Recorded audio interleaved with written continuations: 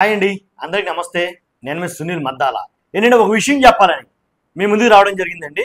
ఏంటంటే ఏదైతే వరద సహాయక కార్యక్రమాల్లో భాగంగా చంద్రబాబు నాయుడు గారు అలాగే కొంతమంది అధికారులు కలిసి ఏదైతే అజిత్ సింగ్ నగర్ వంతెన ఉందో అక్కడ సరుకులు పంచడానికి వెళ్ళడం అయితే జరిగింది. అలాగే అక్కడ ప్రజల్ని పరామర్శించడానికి వెళ్ళడం జరిగింది. అయితే అక్కడ ఎదురైనటువంటి చేదు సంఘటన గురించి చంద్రబాబు నాయుడు గారికి ఎదురైన ఒక చేదు సంఘటన గురించి అయితే చెప్పాలని వీడియో చేస్తాను. కాబట్టి జనరల్గా అందరికీ ఉపయోగపడే ఇన్ఫర్మేషన్ కాబట్టి ఖచ్చితంగా మీ బాధ్యతగా లైక్ చేయొచ్చు.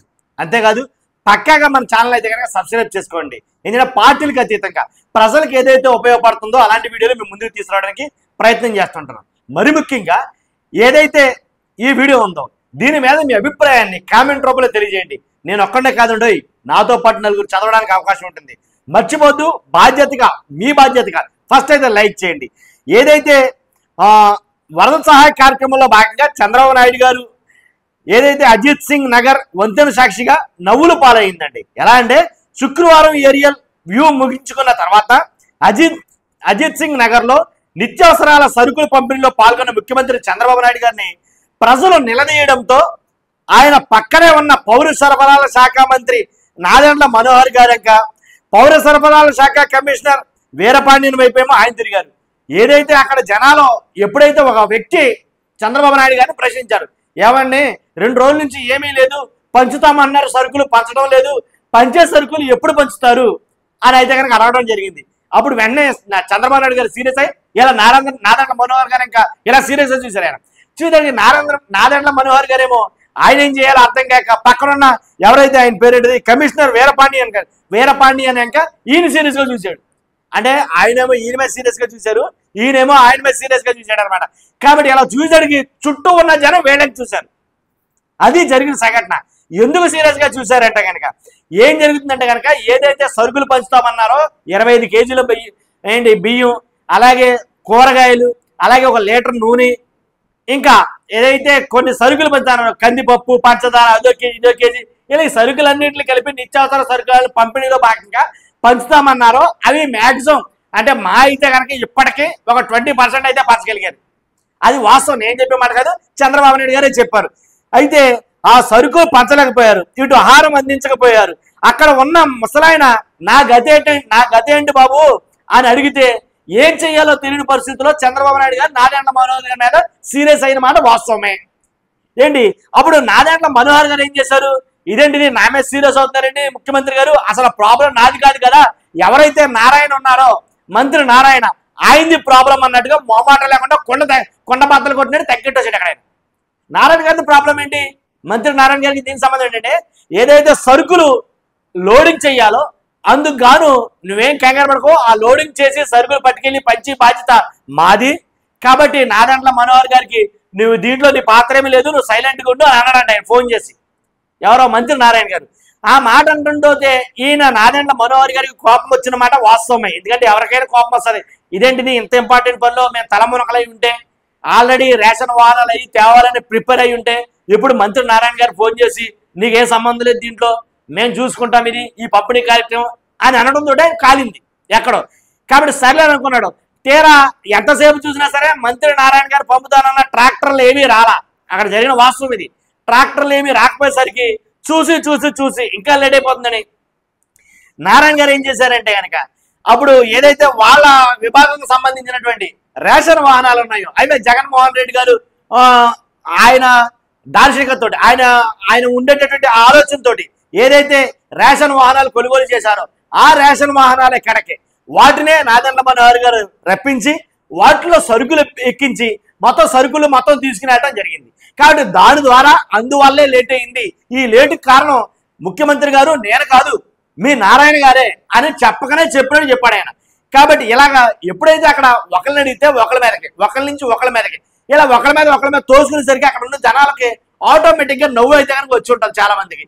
కాబట్టి నవ్వులు పాలయ్యారేమో అక్కడ వరద సహాయక చర్యల్లో భాగంగా చాలా మంది అక్కడ చూస్తున్న ప్రజలు ఏలేంటారా ఏదని అడిగితేనేమో ఎప్పుడు పరిస్థితి అడిగితే ఆయనేమో ఈయనేమో ఆయన మీద ఒకళ్ళు పెట్టుకున్నారు ఎలాగా అని అయితే కనుక మాట్లాడుకోవడం అయితే కనుక పరిపాటి దాంట్లో అలాంటి వాళ్ళు మాట్లాడుకునే ఉంటారు. కాబట్టి ఎలాంటి ఇబ్బంది అయితే కనుక అక్కడ ఎదురవడం జరిగింది.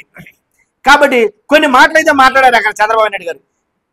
ఏం మాట్లాడారని ఒకసారి చెప్తాను నేను. ఇక్కడ ఈ రోజు ఒక్కరి ముఖంలో కూడా కళ్ళలేదు. ఎవరి ముఖాల్లో ఎవరైతే అక్కడ వరద బాధితులు ఉన్నారో వాళ్ళ ముఖాల్లో ఎవరి ముఖంలో కళ్ళలేదు. ఎందుకంటే వారికి ఆహారం అందలేదు. కడుపులో ఎంతో కొంత పడితే వారి కష్టాన్ని మర్చిపోతారు. మనం వ్యవహరిస్తున్నది మనుషులతో, యంత్రాలతో కాదు అని అన్నారు చంద్రబాబు నాయుడు గారు. అప్పటి వరకు పాజిటివ్ ఉన్న ప్రజలు కూడా ఇలాంటప్పుడు ఎక్కువ నెగిటివ్గా బయటకు వస్తారు. ఈ రోజు ఇక్కడ అదే జరిగింది అని చంద్రబాబు నాయుడు గారు అన్నారు. ఈ రోజు ఎన్ని నిత్యావసర సరుకులు పంపిణీ చేశారని సీఎం అడగ్గా ఇప్పటి వరకు 9,000 పంపిణీ చేశామని, సాయంత్రానికి 15,000 పంపిణీ చేస్తామని వీరపాండియన్ తెలిపారు. అంటే మనం పెట్టుకున్న 80,000లో లక్ష్యంలో కనీసం 20% కూడా పూర్తి చేయలేదన్నమాట అని సీఎం గారు పాండియన్ని నిలదీశారు. నిలదీయగా సీరియస్ అయ్యారు పాండియన్ మీద, కమిషనర్ మీద, అలాగే నాదెండ్ల మనోహర్ గారి మీద. మధ్యలో కలగజేసుకున్న మంత్రి నాదెండ్ల ఈ మొత్తం తప్పును పురపాలక శాఖ మంత్రి ఎవరైతే నారాయణ ఉన్నారో ఆ నారాయణ మీదకి తోసేశారు. సరుకుల పంపిణీ కోసం నారాయణ ట్రాక్టర్లు పంపిస్తామన్నారు. మా రేషన్ వాహనాలు సిద్ధం చేసి సరుకుల పంపిణీ మొదలు పెట్టడంతో ఆలస్యమైందన్నారు. సరే, నేను మీకు ఫిర్యాదు చేయడం లేదు సార్ నేను మీకు ఫిర్యాదు చేయడం లేదు, కానీ సరుకుల పంపిణీలో నీకు సంబంధం లేదు, నేను మనోజ్ చూసుకుంటామని మంత్రి నారాయణ గురువారం రాత్రి నాకు ఫోన్ చేశారు అని నాదెండ్ల మనోహర్ గారు చంద్రబాబు నాయుడు గారికి చెప్పారు. చంద్రబాబు నాయుడు గారు చెప్తే ఇలా వెంటనే చంద్రబాబు నాయుడు గారు ఏమనాలో అర్థం కాక సర్లే ఇదే జరిగింది అని అనేసి ఇలా నాదెండ్ల అసలు విషయాన్ని బహిరంగంగా చెప్పడంతో చంద్రబాబు నాయుడు గారు అవక్కయ్యారు. మొత్తానికి మంత్రులుగా మేము పాలసీలు మాత్రమే ఇస్తాం. అప్పుడు చంద్రబాబు నాయుడు గారి రియాక్షన్ ఏంటంటే, మంత్రులుగా మేము పాలసీలు మాత్రమే ఇస్తాం కాబట్టి అది వాటిని అమలు చేసే బాధ్యత మీ అధికారులే. అధికారులు ఏం చేస్తున్నారు మీరు అని అధికారుల మీద ఎప్పుడు సేమ్ టు సేమ్ ఎప్పుడు జరిగేది ఇది. ఎప్పుడైతే వాళ్ళ తప్పు ఉందని తెలిసిందో అధికారుల మీద సీరియస్ అవడం జరిగింది అనమాట. కాబట్టి 100% ఇక్కడ జరిగింది ఏంటంటే కనుక ఒకళ్ళ మీద ఒకడు తాము చేసిన తప్పు ఏదైతే ఉందో, సరుకుల పంపిణీలో జాప్యం జరిగింది, ట్రాక్టర్లు పంపిస్తాననేమో నారాయణ గారు చెప్పడం, నీకు సంబంధం లేదేమో అని నాదెండ్ల మనోహర్ గారిని అంటాం. కాబట్టి ఇవన్నీ కూడా అంటే కొద్ది గొప్ప లోపల వర్గ భేషమ్యాలు అయితే కనుక ఉన్నాయి వీళ్ళను, బయటికి కనిపించట్లేదు. కాబట్టి అది నారాయణ గారు ఈ దగ్గర అన్నా కానీ ఈయన బయటకు అనుండకూడదు. నాదెండ్ల మనోహర్ గారు అంతమంది చూస్తుండగా నాదెండ్ల మనోహర్ గారు నా తప్పేం లేదని ముఖ్యమంత్రి గారు, మీ నారాయణ గారే మంత్రి గారే పురపాలక శాఖ మంత్రి గారే ఏం చేశారంటే కనుక నీకు సంబంధం లేదు, నువ్వు పంపించొద్దు, మేము చూసుకుంటాం అట్లు గొడవ అని చెప్పేసి అన్నారు. నాకు సంబంధం లేదన్నారు. ఆయన మనోజ్ గారు చూసుకుంటానన్నారు. చూసుకుంటారు కదా అని అనుకున్నాను.